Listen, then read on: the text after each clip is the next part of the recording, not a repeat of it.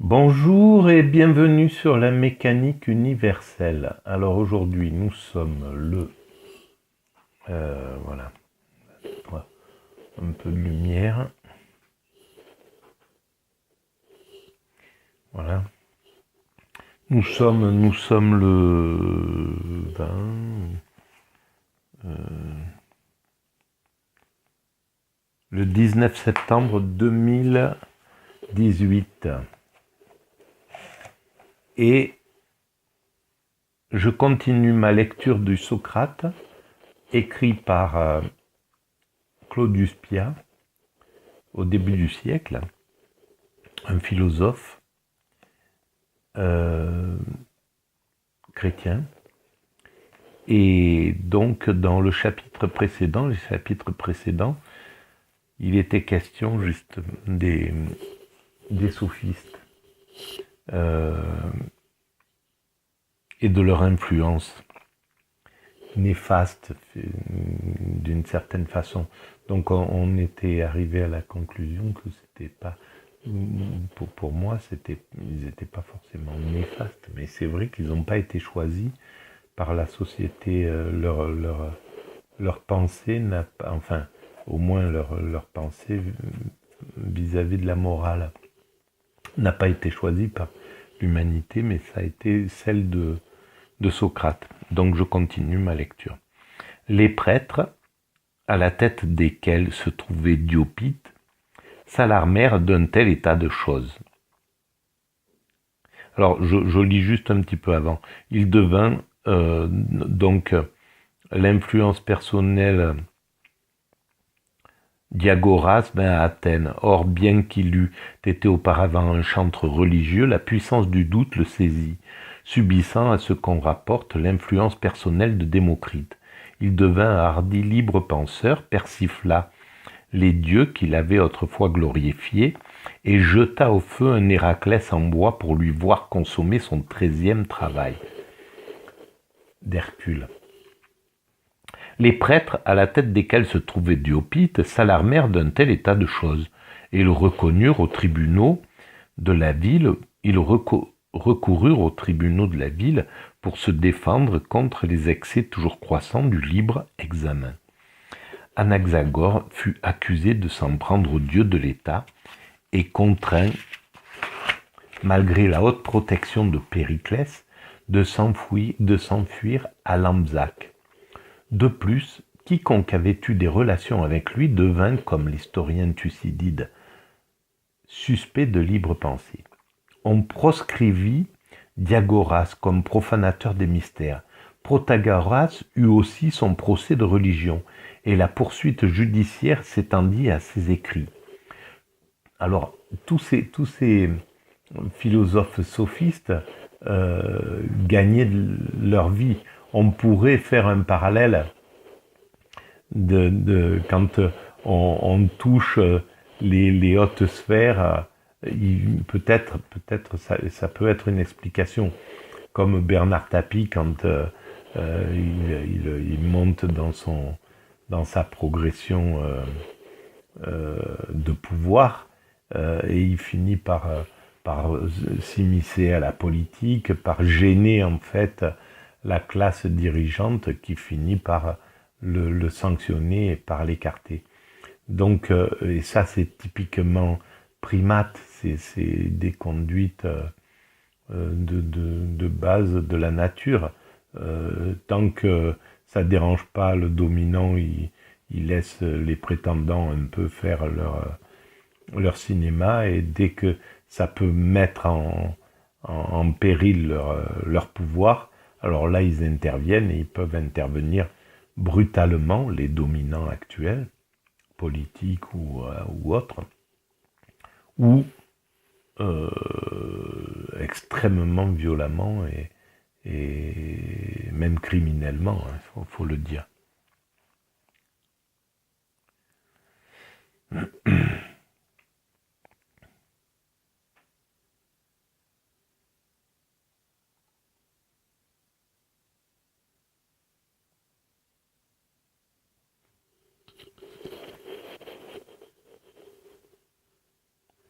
Alors donc, Protagoras eut aussi son procès de religion et la poursuite judiciaire s'étendit à ses écrits.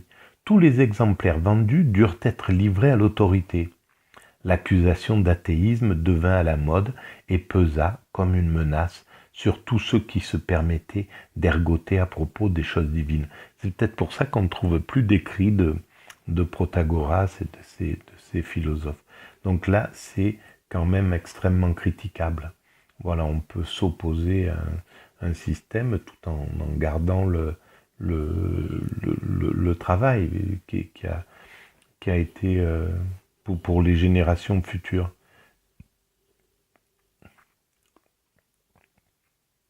Mais de telles mesures demeuraient naturellement inefficaces.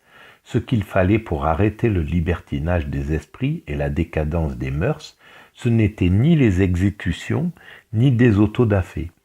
C'était une conception plus profonde et plus compréhensive de la vie. Quando eram parvulus, cogita bam ut parvulus. Alors je ne sais pas ce que ça veut dire, mais voilà.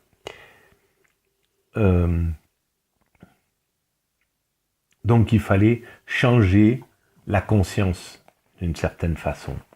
Et c'est ce que inconsciemment la mécanique universelle cherche à faire. C'est faire évoluer la pensée, la conscience de l'humanité en disant il y a un sens, l'humanité a un sens, elle va naturellement, sa mécanique la conduit vers la perfection. La perfection, c'est la rencontre avec le divin, c'est l'extase, c'est la béatitude, c'est le nirvana. Donc on va dans cette direction-là, dans la direction du bonheur absolu, de la sagesse, de l'accomplissement, du plus haut niveau indépassable du phénomène humain. On y va tranquillement, quoi. On y va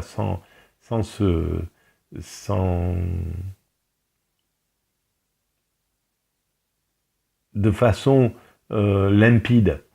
C'est pour ça qu'il n'y a pas à faire il n'y a pas à accélérer le processus. Il faut juste prendre conscience. Peut-être que maintenant, c'est le moment de prendre conscience que l'humanité a un sens pour commencer à ce que chacun mette oriente son existence, son travail, sa morale, son éthique, etc., dans le sens de l'humanité globale et tout entière, et pour le bien de la planète. C'est peut-être cette prise de conscience qu'il faut par rapport à l'échéance que nous avons en 2018. Voilà, peut-être la lecture ou l'écoute de ces vidéos se fera plus tard, mais peut-être que vous vous souviendrez, on aura le souvenir qu'à notre époque, en 2018, il y a une prise de conscience qui commence à poindre sur le changement climatique. Toutes les forces commencent à converger vers cette prise de conscience, et peut-être que la prise de conscience que l'humanité a un sens viendra aider cette évolution vers de la conscience pour le bien de l'humanité. Voilà. L'influence simultanée de la tradition et de la raison s'était assez pour produire une crise morale des plus aiguës. Le doute descend naturellement de la tête au cœur et finit par y détruire le sens et l'amour de l'universel. Voilà, le doute détruit le sens et l'amour de l'universel. Et c'est exactement ce qui s'est passé, mine de rien. Parce que les spiritualités avant ce doute, on va dire, avant cet ultralibéralisme, avant la fin du communisme, avant que le communisme parlait de l'évolution de l'humanité, les religieux parlaient de l'évolution de l'humanité vers une unité totale. comme le communisme. Donc il y avait toutes ces valeurs qui poussaient à l'idée d'universalité et de progrès vers le mieux. Et en fait, le néolibéralisme, depuis 30 ans, il a amené l'idée qu'il fallait consommer, qu'il fallait travailler comme des fous, ne plus réfléchir, vivre toutes nos pulsions, être dans, enfin, être être inconscient, voilà, être totalement inconscient. Pour pouvoir consommer, c'est le marché qui nous a imposé cette route stupide et absurde en fait. Et maintenant là, on se rend bien compte que qu'il faut changer. Donc on était à cette même dimension et c'était des sophistes. Et les 30 années qui sont passées, c'est les sophistes qui étaient au pouvoir en philosophie, à tous les niveaux, dans le business, en politique, etc. C'est le narcissisme et la sophistique qui s'est imposé. Et là, on est en train de changer de monde. Voilà, ce monde-là, on se rend compte qu'il est absurde. Il avait sa raison. Moi, je l'explique, cette raison-là, pour commencer à s'unifier. Il fallait s'unifier sur la consommation, sur les objets, etc. Mais maintenant, c'est fait, cette étape, elle est passée. On doit passer à l'autre. Mais ces causes d'ordre religieux et philosophique n'étaient pas seules à exercer sur les âmes une influence déprimante. Il se produisit au cours du Ve siècle un ensemble de réformes politiques et d'événements militaires qui déchaînèrent à la longue toutes les passions humaines. De Solon à Cléon, la démocratie fit une série de conquêtes dont le résultat final fut de la rendre souveraine absolue, maîtresse complète des destinées de l'État, et de là une période interminable de luttes intestines, de procès, de conjurations et de projets aventureux qui se termina par la prise d'Athènes et l'établissement de la tyrannie des 30. Donc ça, c'est vraiment incroyable, parce que son analyse, elle est très pointue, très fine, de ce philosophe. Pia.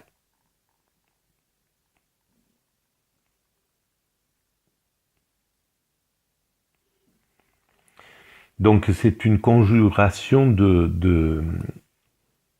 d'événements qui ont, d'une certaine manière,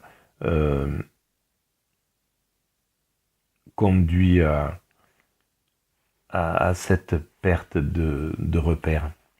De Solon à Cléon, la démocratie fut une série de conquêtes dont le résultat final fut de la rendre souveraine absolue, maîtresse complète des destinées de l'État. Donc voilà, ça je l'ai lu. En 595, Solon établit ce qu'Aristote nomme une timocratie, c'est-à-dire une division en classes et un partage du pouvoir uniquement fondé sur l'état de fortune des citoyens. Donc on peut dire que c'est une...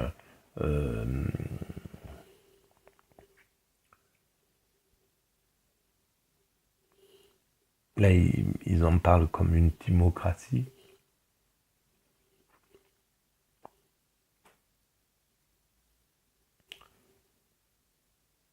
Bon, j'arrive pas à retrouver ce mot dans ma tête.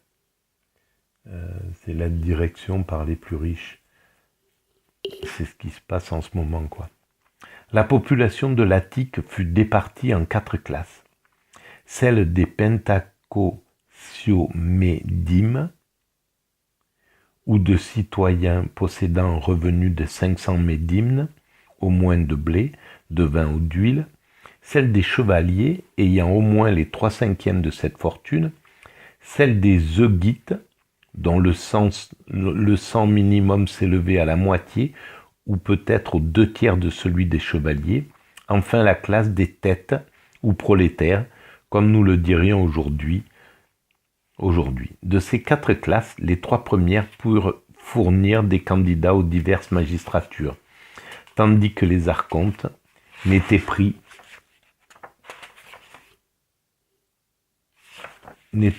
jusqu'alors que dans l'ancienne caste sacerdotale. Quant aux têtes, ils furent admis dorénavant dans l'assemblée du peuple. Tout le monde, à l'exception des étrangers et des esclaves, eut le droit de participer au vote des lois, à l'élection des magistrats et à la composition des jurys devant lesquels comparaissaient les dépositaires infidèles des pouvoirs publics. Et bien sûr, Socrate en a fait partie. L'aéropage, il est vrai, était respecté, et l'assemblée du peuple elle-même modérée et dirigée par un sénat proboulotique de 400 membres. Bon, la plupart des mots, je ne les connais pas, ces mots-là. Mais la liberté politique ne s'en trouvait pas moins conquise. De plus, dans la Constitution nouvelle, il n'était plus question des droits de la naissance. Les classes ne se distinguaient que par la fortune. Désormais, les nobles, ce furent les riches. Voilà, on était arrivé à ça et on est dans un tel monde, une oligarchie. Voilà le mot que je cherchais tout à l'heure. Restait néanmoins la vieille organisation religieuse. La plupart demeuraient partagées en 200 ou 300 gentes, en 12 fratries, en 4 tribus. Dans chacun de ces groupes, il y avait encore, comme à l'époque précédente, un culte héréditaire, un prêtre qui était un eupatride, un chef qui était le même que le prêtre, et de là un obstacle perpétuel à l'exercice des droits acquis. La religion saisissait le citoyen au sortir de l'assemblée et lui rappelait que, pour être libre, de par la loi de Solon, il ne cessait pas d'être client et qu'il restait à ce titre sous l'autorité des eupatrides. En 508, cette autorité, plusieurs fois séculaire, fut détruite par la réforme de Clisthène. Clisthène remplaça les 4 anciennes tribus par 10 tribus nouvelles, dont chacune comptait 5 nocraties. Les citoyens furent distribués dans ces cadres nouveaux, non plus d'après leur naissance ou même d'après leur fortune, mais d'après leur domicile. Tous les privilèges y disparurent. En outre, il fut convenu que l'on ne se réunirait plus autour du foyer des eupatrides pour adorer leurs ancêtres. Zeus, gardien de l'enceinte, et Apollon, paternel, furent adoptés. Zeus, gardien de l'enceinte, et Apollon paternel, ces 2 dieux, furent adoptés uniformément pour dieux protecteurs, et les tribus se choisirent de nouveaux héros parmi les personnages antiques dont les Athéniens avaient gardé bon souvenir. Par le fait même que les eupatrides perdaient le monopole du culte,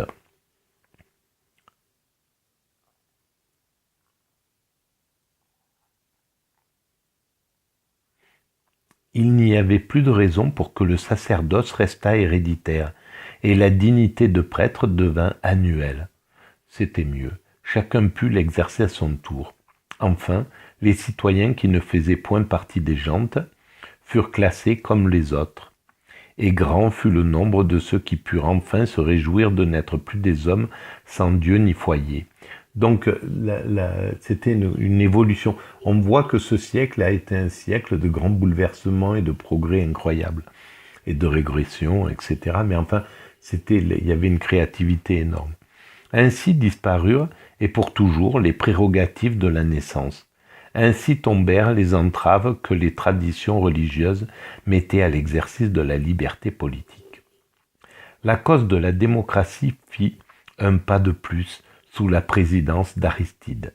Les Perses, une fois refoulés, Aristide s'aperçut que les Athéniens cherchaient à reprendre leur gouvernement démocratique. Ils avaient aimé, et je pense que c'est quelque chose voilà, il y a eu une interruption qui a été imposée, mais l'homme, il est fait pour la démocratie, pour l'instant, en tout cas.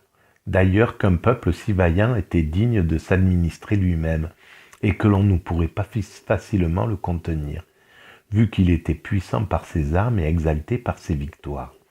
Il rédigea donc une loi au terme de laquelle le gouvernement général et l'Archonta lui-même devenait accessible à tous les Athéniens. Donc ça, c'est surtout pour les gens qui connaissent bien cette période et qui manient bien les concepts.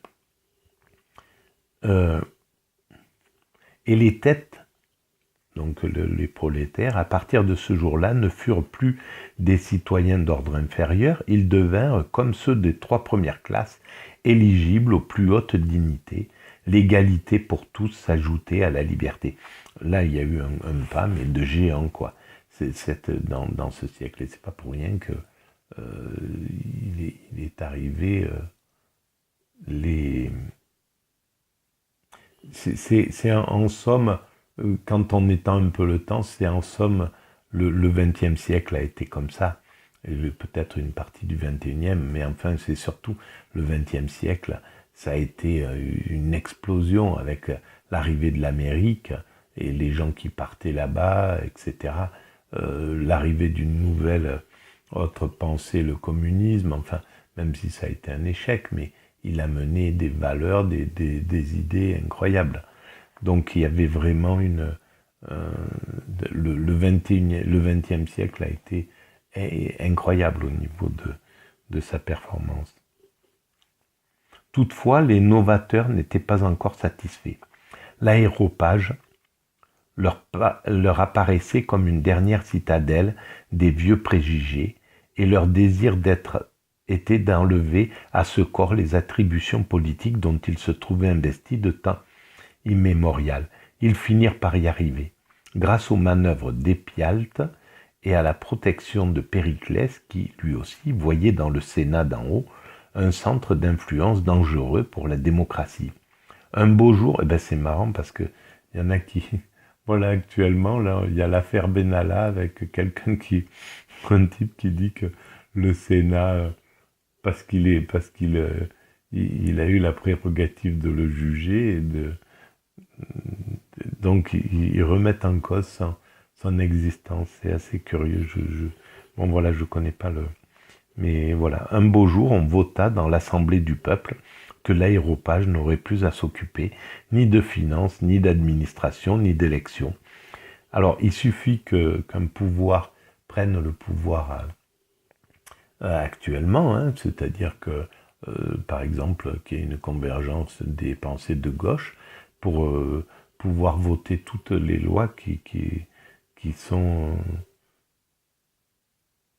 remettent en cause ce que le libéralisme a imposé jusqu'à présent. Donc il faut pas grand-chose, quoi, en définitive, pour changer une philosophie d'évolution. Ni d'administration, ni d'élection qu'il ne connaîtrait dorénavant que des affaires de meurtre. Et l'on créa pour la circonstance le collège des nomophylaques, ou gardiens de la loi, auquel on transféra une partie des fonctions enlevées à l'aéropage. Mais de ce nomophylaque, on n'entendit plus parler. Le tour était donc joué. L'assemblée des vieux ne devait plus porter ombrage à personne. Dès lors, le peuple disposa d'une autorité qui ne rencontrait de limite nulle part. Et cette autorité devint d'autant plus dangereuse que, depuis longtemps déjà, ces divers représentants étaient élus par le sort. Désormais, c'étaient les caprices de la foule et ceux de la fève qui devaient présider aux destinées d'Athènes. Alors là, je ne vois pas pourquoi il le prend de ce côté aussi négatif, l'arrivée de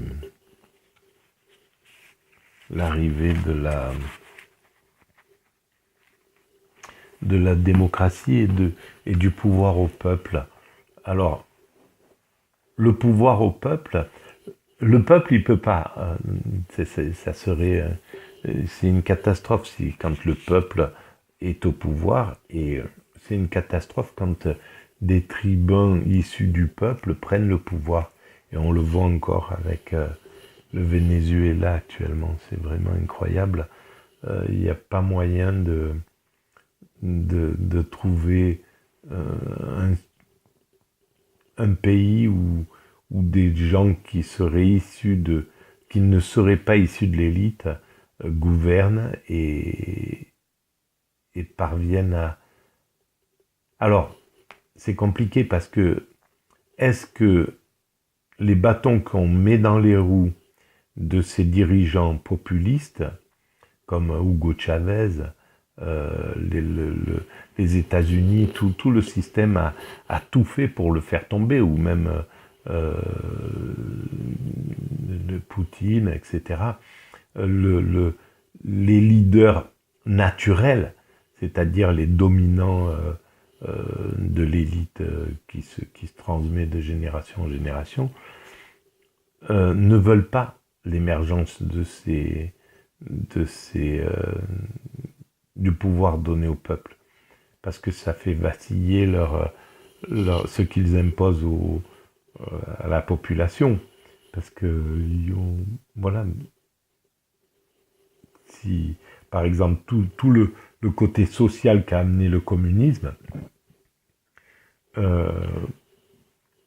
a obligé le capitalisme de lâcher des pans et des pans de son pouvoir classique. Et ça, il le détestait, donc il n'a eu de cesse que de le faire écrouler. Donc je pense qu'il y a une partie où les populistes finissent par de l'autoritarisme, parce qu'ils n'ont pas la structure et l'éducation politique suffisante pour s'éviter ce genre de désagréments et de crimes finalement. Et en plus, il y a l'énergie que met le capitalisme, les capitalistes, à faire tomber ces régimes-là, comme on le voit, voilà, contre Lula, etc. Voilà.